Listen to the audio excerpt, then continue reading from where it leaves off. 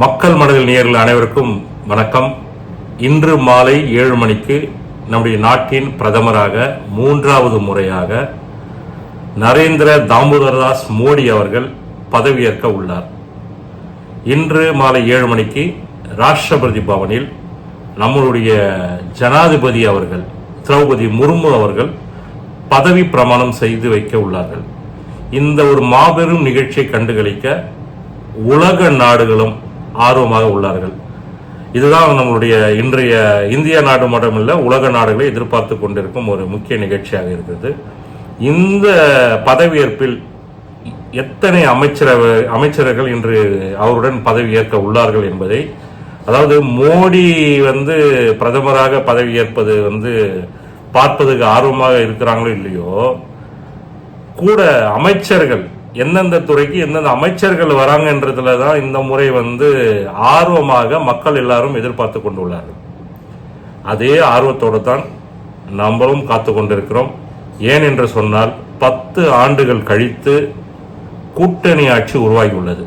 ஒரு நாடு நல்லா இருக்கணும்னு வச்சுங்க, இண்டிவிஜுவலா தாம் போன போக்கிலேயே போயிட்டு டிசிஷன் மேக்கர் நான் எதோ ஒன்று செய்வேன் அப்படின்னு சொல்லி 10 ஆண்டு காலமாக நரேந்திர மோடி அவர்கள் தன்னுடைய ஆட்சி பீடத்தை உட்கார்ந்து அதிகாரத்தில் உட்கார்ந்து இன்று நாட்டில் ஆட்சி செய்து கொண்டிருந்தார்.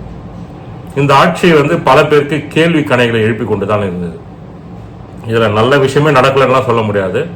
ஆனால் நீங்கள் வாஜ்பாய் அரசோடு ஒப்பிட்டு பார்க்கும் பொழுது, வாஜ்பாய் அரசு எப்பொழுதுமே கூட்டணி ஆட்சியில் பழக்கப்பட்ட ஒரு ஆட்சி. அது கூட்டணி கட்சிகளுடன் அரவணைத்து அவர்களுடைய குறைகளும் அவர்களுக்கு தேவைகளும் செய்து அவர்களையும் கலந்து ஆலோசித்து ஒரு முடிவெடுத்து இருக்கும் பொழுதுதான் எல்லா ஸ்டேட்டுக்கும் ஒரு பயனளித்த ஒரு விஷயமா இருந்தது.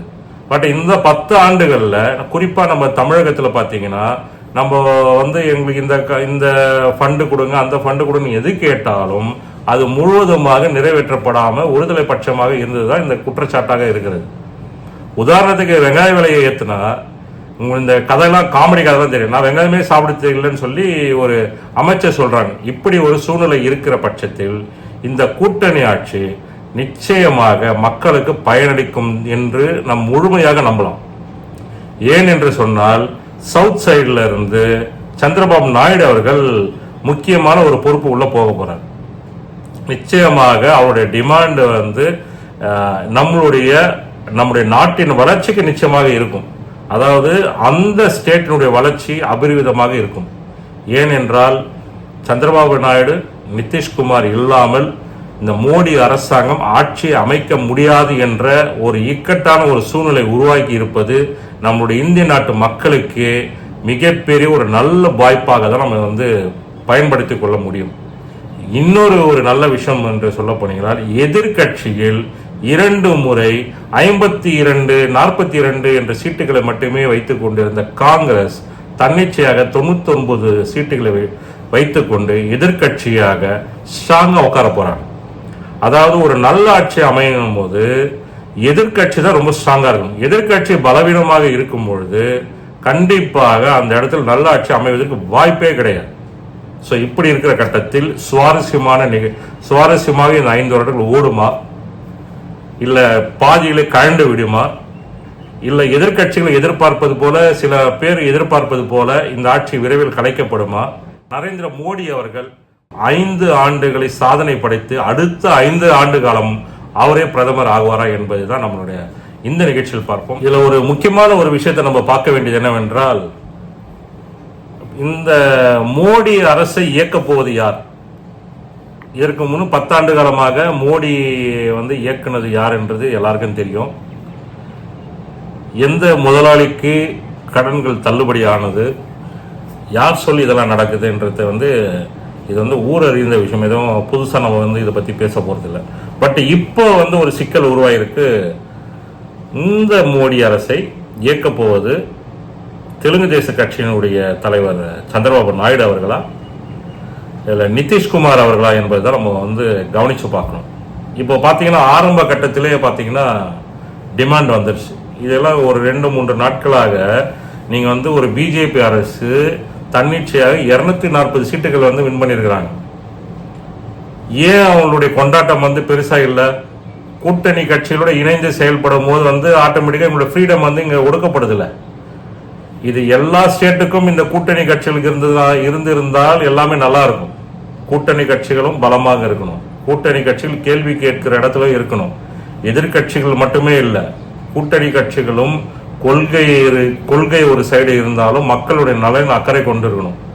ஸோ இப்போ சந்திரபாபு நாயுடு அவர்கள் கண்டிப்பாக இப்போ ஆல்ரெடி டிமாண்ட் பார்த்தீங்கன்னா அவங்களுடைய ஸ்டேட்டுக்கு வந்து சிறப்பு அந்தஸ்து கேட்குறாங்க. நியாயமான ஒரு விஷயத்த வந்து அவர் கேட்குறாரு.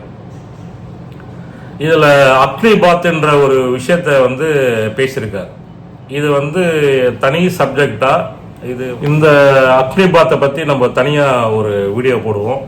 ஸோ அதனுடைய பயன்கள் என்ன, அதாவது இந்த அரசு வந்து வேலை வாய்ப்பு, அதாவது மோடி அரசு வந்து பார்த்தீங்கன்னா இந்த மாதிரி ஒரு புதுசாக ஒரு திட்டங்கள்லாம் எடுத்துகிட்டு வந்தாங்க. உலக நாடுகளில் சைனா போன்ற நாட்கள்லாம் இந்த மாதிரி ஒரு திட்டம் இருக்குது. பட் நம்ம நாட்டில் ஒரு இராணுவ வீரராக போகிற 17.5 வயது தான் லிமிட். அது ஆரம்பம் 17.5 வயதுலேருந்து 21 வயதுக்குள்ளே தான் வந்து ஆட்களை வந்து எடுக்கிறாங்க. 4 வருடம் தான் வந்து அவங்களுடைய பணி நிரந்தரம். அதில் 25% யார் வந்து கிரேடில் இருக்காங்களோ, டாப்பில் இருக்கிறாங்களோ, அந்த 25% பேர் மட்டும்தான் அந்த 15 வருடம் வந்து கண்டினியூ ஆகி சர்வீஸில் இருக்க முடியும். மற்றவங்க வீட்டுக்கு அனுப்புவாங்க. இந்த வீட்டுக்கு இராணுவத்துக்கு போகிறவங்க வந்து எந்த நம்ம நாட்டை பாதுகாக்கிறதுக்காக போகிறவங்க வந்து எந்த மனநிலையோட போவான்? தன்னுடைய உடலையும் உயிரையும் அர்ப்பணித்து தான் ஒரு நாட்டுக்காக வந்து தியாகம் செய்ய போகிறான். அவனை வந்து 4 வருஷம் நீ தியாகம் செய்ய ஒரு வீட்டுக்கு போகணும்னு சொல்லி விரட்டி அனுப்புவது வந்து எந்த விதத்திலும் சரியில்லை. இதை வந்து குறிப்பிட்டு இது ஆல்ரெடி வந்து விவாத பொருளாக எடுத்து பல ஸ்டேட் வந்து இது எதிர்ப்பு தெரிவித்தாங்க. இப்போ சந்திரபாபு நாயுடு அவர்கள் இது எதிர்ப்பு தெரிவிப்பார். கண்டிப்பாக அதை வாபஸ் வாங்க சொல்லுவார். இது ஒரு அழுத்தம்.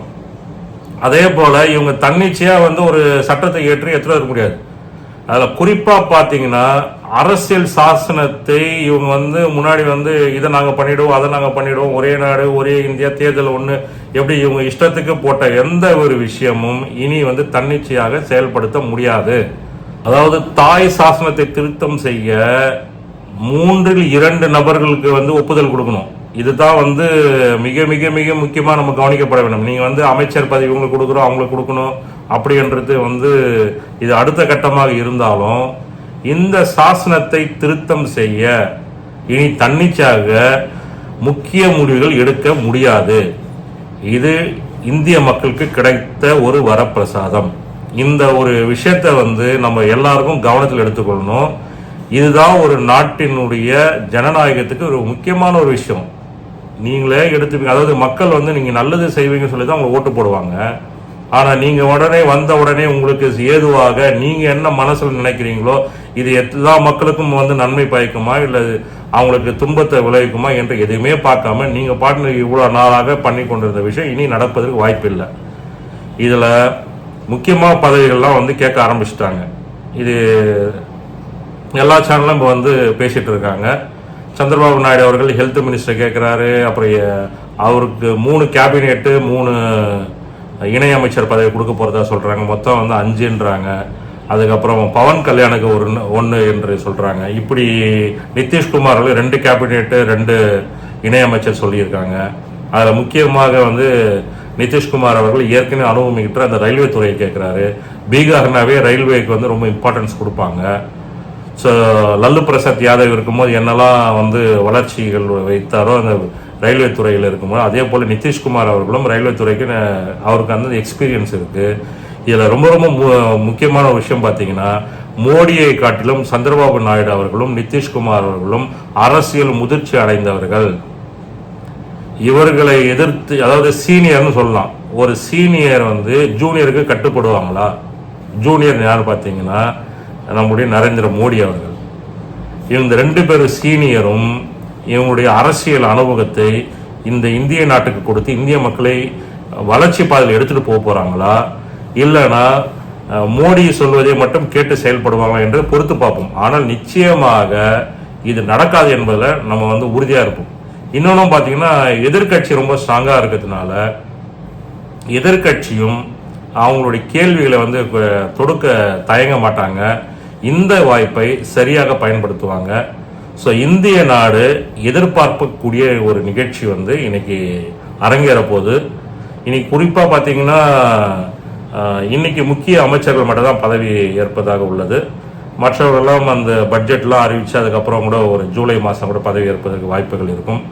யார் யார் எந்தெந்த துறைக்கு இன்னைக்கு அமைச்சராக போகிறாங்க, இவங்களோட லிஸ்ட்டு என்ன, சந்திரபாபு நாயுடு அவர்களுக்கு இவர்கள் எந்த மினிஸ்டர் கொடுத்துருக்காங்க, தெலுங்கு தேச கட்சிக்கு, நிதிஷ்குமார் அவர்களுக்கு அவருக்கு கேட்ட துறை கொடுத்தாங்களா, இவர் கொடுத்த துறை இவங்க 2 பேருக்கும் சாட்டிஸ்ஃபேக்ஷனாக இருந்ததா, என்ன நடக்க போகுது என்பதை நாம் பொறுத்திருந்து பார்ப்போம். அன்றாடம், அதாவது இனிமேல் இந்திய நாட்டில் நடக்கும் இந்த அரசு மீது எல்லாருடைய கண்களும் நிச்சயமாக இருக்கும். ஏன்னா எந்த நேரத்தில் எது ஒன்றா நடக்கும், இல்லை ஆட்சி மிகவும் சிறப்பாகவும் அமையத்துக்கு வாய்ப்பு இருக்கு. ஒருவேளை இவர்கள் 2 பேரும் மோடியை இயக்குவார்களா, மோடி தன்னிச்சையாக செயல்படுவாரா, ஆர்எஸ்எஸ் மோடியை இயக்குமா, சந்திரபாபு நாயுடு இயக்க போகிறாரா, நிதிஷ்குமார் மோடியை இயக்க போகிறார்களா, இது எல்லாவற்றையும் மோடி அவர்கள் சமாளிப்பாரா, இப்படி எல்லாத்தையும் நம்ம பொறுத்திருந்து பார்ப்போம். இந்த அக்னிபாத்தை பற்றி ஒரு தனி வீடியோவுடன் உங்களை சந்திக்கும் வரை விடைபெறுகிறேன். நன்றி, வணக்கம்.